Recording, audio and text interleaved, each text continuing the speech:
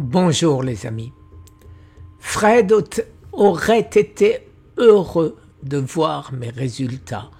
Pourquoi? Parce qu'il savait que j'avais un stress intense à cause de son état de santé, à cause de cette infection qui progressait, de ces fistules qui progressaient, et que son corps, malgré tous les antibiotiques, malgré tout ce qu'il prenait, n'arrivait pas à gagner la bataille. Alors, mes résultats, vous êtes très nombreux à me demander, bien sûr, chaque fois ce que je fais. Donc là, vous voyez exactement ce que je fais comme examen et vous voyez aussi les résultats. D'abord, le cholestérol. Alors, je ne vais pas revenir sur le cholestérol, le bon cholestérol, le mauvais cholestérol, etc., etc. Cholestérol total, il est élevé, vous voyez, ça fluctue. Alors, ça fluctue pourquoi, les amis? Tout simplement parce que je mange beaucoup de fruits de mer, c'est-à-dire des crevettes, des moules, des huîtres. Et là-dedans, il y a beaucoup de cholestérol. Mais il y a surtout des oméga 3 qui nous sont favorables et beaucoup de... c'est de la nourriture alcaline, donc c'est ce que j'ai besoin. Alors vous voyez, HDL, triglycérides, ça c'est les triglycérides, c'est ce qui est censé être mauvais. Vous voyez que pour moi, c'est bon. Le LDL, je vous laisse chercher sur YouTube, sur les dernières informations pour voir en fait le cholestérol, le non-HDL cholestérol. Moi, il a grimpé, j'avoue n'avoir pas très bien compris pourquoi. Le glucose, les amis, le glucose, vous savez, on en parle très souvent, j'en parle très souvent. Et en ce qui me concerne, vous savez que je ne prends aucun glucose, sauf quelques baies, quelques fruits. Et ceci suffit à me faire monter ma glycémie de manière importante. Alors je ne dis pas que ce serait le cas pour tout le monde, mais moi, alors que je ne mange que des myrtilles, des mûres, des framboises, des fraises. Pourquoi? Je ne sais pas. Quand j'arrête, je vois la différence immédiatement. Tout le reste, vous voyez, c'est vert, donc je passe très vite dessus. Mon potassium est redevenu normal, il était un peu élevé. Le calcium est remonté un peu, les fuites de calcium dans le sang, l'acide lactique, enfin bon, vous connaissez tout ça, j'en ai déjà parlé X fois. Mes protéines, juste ce qu'il faut, ni trop, ni pas assez. Donc je continue les amis sur tout ce qui est la testostérone. Vous savez que depuis que j'ai eu mon orchidectomie après le Firmagon qui me donnait des douleurs intenses. Ça date, si je me souviens bien, de 2019. J'en ai parlé dans mes livres, j'en ai parlé partout. Et certains pensent qu'il suffit de supprimer la testostérone pour guérir du cancer de la prostate. C'est totalement faux.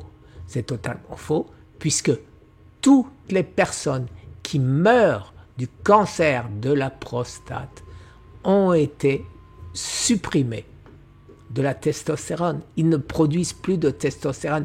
Alors qu'est-ce qui nous reste comme testostérone? C'est le produit par les surrénales qui est ridicule puisque j'ai inférieur à 10 alors que normalement on devrait avoir de 250 à 887. Donc on ne peut pas appeler ça de la testostérone. Et c'est pourquoi j'ai besoin de bouger, de faire un peu de sport pour essayer de conserver mes muscles. Lactate, les amis, lactate, vous savez que le lactique acide, l'acide lactique, c'est l'effet Warburg. C'est ce que produit notre corps quand nos mitochondries ne fonctionnent plus. Et ceci, c'est la base du cancer. Effet Warburg, prix Nobel 1931. Alors vous voyez que moi c'est très bien, je maîtrise mon acide lactique.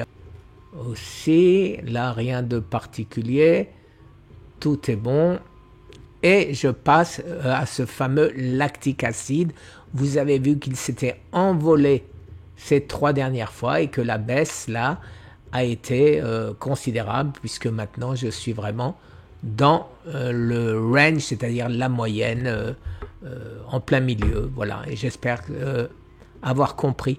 Je vous dirai très bientôt, lors du mois prochain, ce qui, à mon avis, comment je fais baisser mon acide lactique. C'est très important à savoir, puisque l'acide lactique, c'est le cancer.